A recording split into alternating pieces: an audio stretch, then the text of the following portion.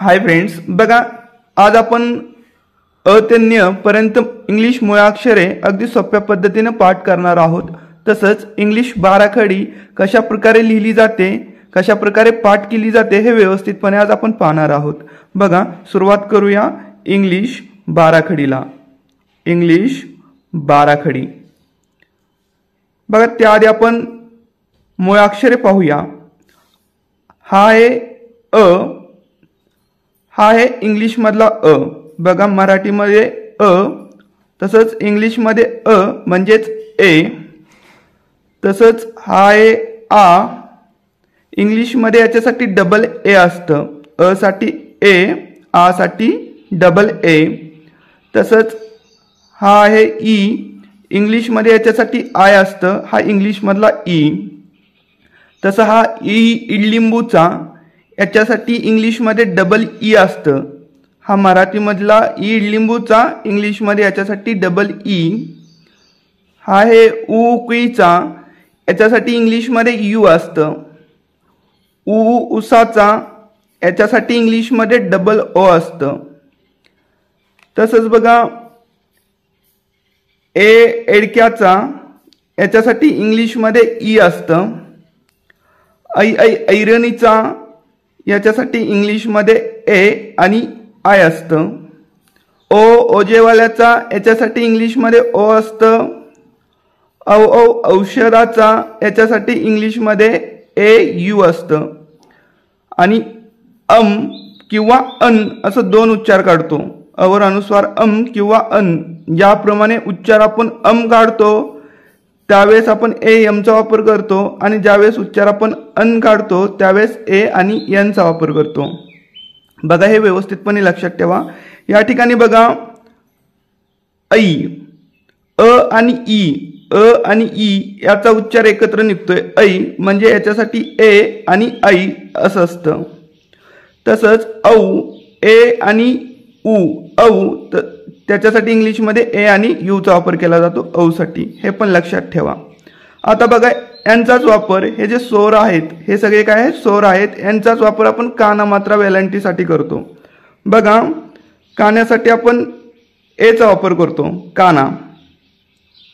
बघा या ठिकाणी क क कपाचा आणि क ला काना का, आपण क न घेता फक्त काना घेतला, या कान्यासाठी ए चा वापर केला जातो।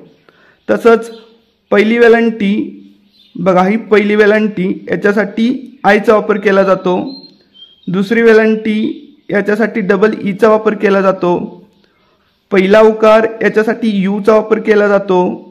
दुसरा उकार, याच्यासाठी डबल ओ चा वापर केला जातो। एक मात्रा, याच्यासाठी ई चा वापर केला जातो।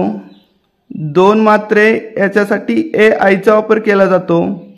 एक काना एक मात्रा, याच्यासाठी ओ चा वापर केला जातो। एक काना दोन मात्रे, याच्यासाठी ए यू चा वापर केला जातो। आणि अनुस्वारसाठी ए एन किंवा ए एम चा वापर केला जातो। ठीक आहे, फक्त अनुस्वार असा अनुस्वारसाठी। ठीक आहे, हे लक्षात ठेवा। आता बघूया क पासून ते न्य पर्यंत मूळ अक्षरे कशा प्रकारे पाठ करायची इंग्लिश मध्ये। बघा हा एक क क कपाचा, याच्यासाठी इंग्लिश मध्ये के किंवा सी वापरलं जातं, के किंवा सी। बघा सी जो आहे हा इंग्लिश शब्दांसाठी मोठ्या प्रमाणामध्ये ज्या ठिकाणी क चा उच्चार येतो त्या ठिकाणी तुम्हाला वापरलेला पाहायला दिसेल। ठीक आहे, जसं कॅट, कॅनडा याप्रमाणे। तसंच बघा ख साठी के एच चा वापर केला जातो। बघा क प्लस ह चा उच्चार आलाय, ह साठी इंग्लिश मध्ये एच हे अक्षर असतं। ख म्हणजे क आणि ह चा कुठेतरी उच्चार दिसतोय, म्हणजे क साठी जो के आहे तो आणि ह साठी एच आहे तो ख। ठीक आहे, बघा ग साठी जी चा वापर केला जातो। बघा ग आणि ह, याच्यासाठी जी एच चा वापर केला जातो। तसंच च साठी सी एच चा वापर केला जातो, तसंच छ छत्रीचा सी आणि डबल एच चा वापर केला जातो, याच्यासाठी सी डबल एच म्हणजे छ। ज साठी जे चा वापर केला जातो। बघा ज प्लस ह, म्हणजे जे आणि एच किंवा झेड ही दोन अक्षरं वापरली जातात, जे एच किंवा झेड याच्यापैकी एक अक्षर। ठीक आहे, तसंच पुढे आहे ट साठी टीचा वापर केला जातो. ठ साठी टी एच, ट प्लस ह ठ साठी टी एच. तसंच ड साठी डी, ढ बघा ड आणि ह ढ डी एच. पुढे आहे न साठी यन चा वापर केला जातो. त साठी टी चा वापर केला जातो. थ बघा त आणि ह थ टी आणि एच चा वापर करणार आपण याच्यासाठी. पुढे आहे द साठी डी चा वापर केला जातो. ध साठी डी आणि एच बघा द आणि ह ध, ठीक आहे, डी एच.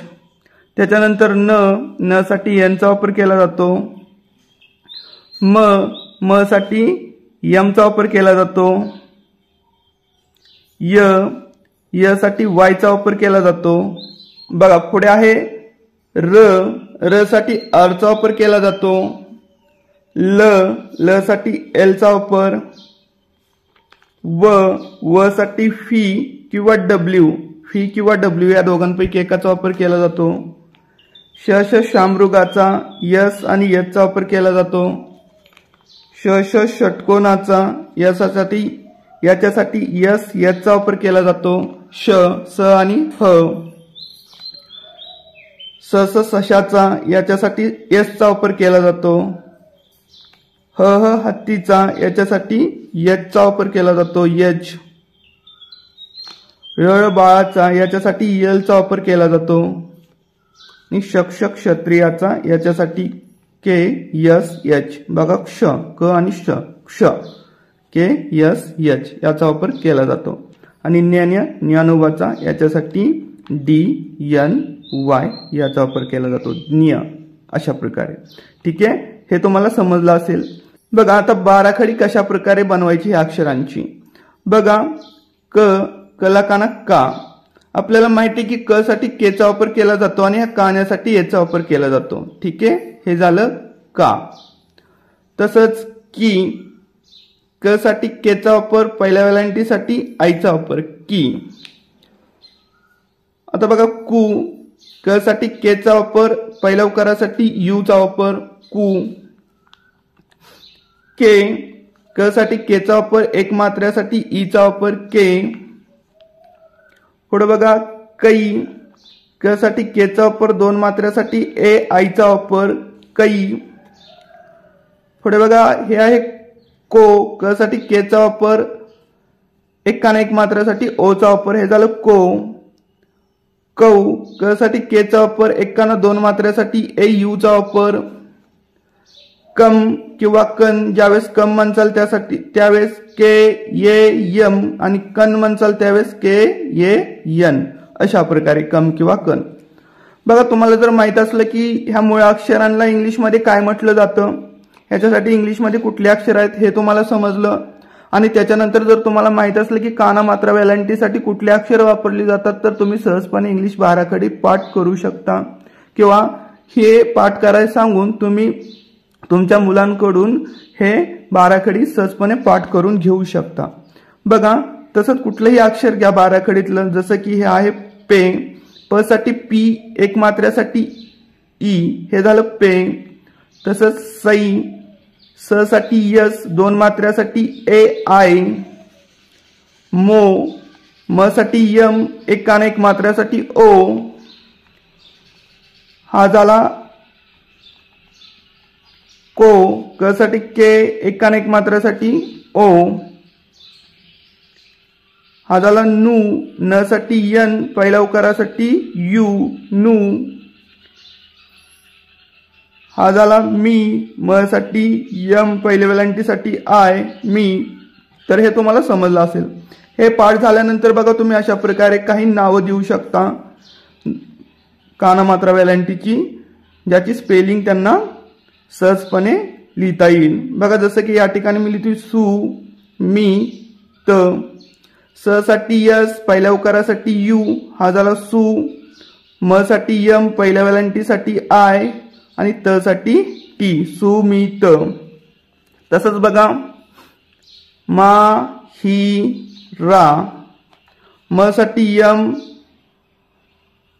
म साठी यम, कान्यासाठी ए, ह साठी एच, पहिल्या वेलांटीसाठी आय, र साठी आर आणि कान्यासाठी ए, माही रा. अशा प्रकारे बघा चूक कुठे होती, ज्यावेळेस काना मात्रा वेलांटी नसलेले अक्षर येतील त्यावेळेस प व न. बघा तर या ठिकाणी गोष्ट लक्षात ठेवायची की एक सिंगल अक्षर जर आलं, जसं प याला काना मात्रा वेलांटी नाही, जसं व याला काना मात्रा वेलांटी नाही, जर अशी अक्षर येत असतील नावामध्ये तर त्यावेळेस त्या अक्षरांच्या समोर एचा वापर करायचा. सुट्ट अक्षर आलं तर, ज्याला काना मात्रा वेलांटी नाही असं अक्षर आलं तर, आणि तेच अक्षर जर शेवटी आलं त्याला काना मात्रा वेलांटी नाही असं अक्षर जसं की न आले तर त्या ठिकाणी तुम्हाला याचा वापर करायची गरज नाही. बघा प साठी पी असतं, आता अक्षर सुट्टा आहे, याला काना मात्रा वेलांटी काही नाही म्हणजे या ठिकाणी तुम्ही याचा वापर करणार प.